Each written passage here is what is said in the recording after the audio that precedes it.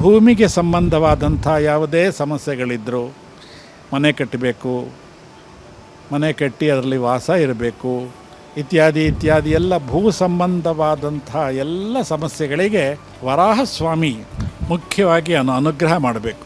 ಅದಕ್ಕೆ ಭೂಸೂಕ್ತದೊಂದಿಗೆ ವರಾಹಸ್ವಾಮಿಯನ್ನು ಪ್ರಾರ್ಥನೆ ಮಾಡಿ ಎಲ್ಲ ಕೆಲಸವನ್ನು ಆರಂಭ ಮಾಡ್ತಾರೆ. ಮನೆ ಕಟ್ಟಬೇಕಾದ್ರೆ ಮೊದಲು ಭೂಸೂಕ್ತದಿಂದ ವರಾಹಸ್ವಾಮಿಯನ್ನು ಆರಾಧನೆ ಮಾಡಿ ಧ್ಯಾನ ಮಾಡಿ ಅವನ ಅನುಗ್ರಹವನ್ನು ಪಡೆದು ಈ ಕೆಲಸವನ್ನು ಶುರು ಮಾಡ್ತಾರೆ. ನಮ್ಮ ಆಯುಷ್ ಟಿ ವಿನವರು ಒಂದು ವಿಶೇಷವಾದಂಥ ಕಾರ್ಯಕ್ರಮವನ್ನು ಈ ತಿಂಗಳು 12ನೇ ತಾರೀಕು ಭಾನುವಾರ ಹಮ್ಮಿಕೊಂಡಿದ್ದಾರೆ. ಅದರ ಮುಖ್ಯ ಉದ್ದೇಶ ಲೋಕ ಕಲ್ಯಾಣ, ಎಲ್ಲರಿಗೂ ಒಳ್ಳೆಯದಾಗಬೇಕು ಅಂತ. ವಿಶೇಷವಾದಂಥದ್ದು ಅಂದರೆ ಯಾರ್ಯಾರು ಮನೆಗಳನ್ನು ಕಟ್ಟಿ ಅರ್ಧಕ್ಕೆ ನಿಂತಿದೆ, ಗೃಹ ಪ್ರವೇಶ ಆಗಿಲ್ಲ, ಸೈಟ್ ಇದೆ, ಮನೆ ಕಟ್ಟೋಕ್ಕಾಗಿಲ್ಲ, ಏನೇನೋ ಸಮಸ್ಯೆಗಳಿದೆಯಲ್ಲ, ಆ ಸಮಸ್ಯೆಗಳನ್ನೆಲ್ಲ ಪರಿಹಾರ ಮಾಡೋದಕ್ಕೋಸ್ಕರ ವಿಶೇಷವಾದಂತಹ ಹೋಮಗಳನ್ನು ಅಲ್ಲಿ ವ್ಯವಸ್ಥೆ ಮಾಡಿದ್ದಾರೆ ಆಯುಷ್ ಟಿನವರು. ಆ ಕಾರ್ಯಕ್ರಮ ಆಗಮೋಕ್ತವಾಗಿ ಅಲ್ಲಿ ನೆರವೇರಲಿದೆ.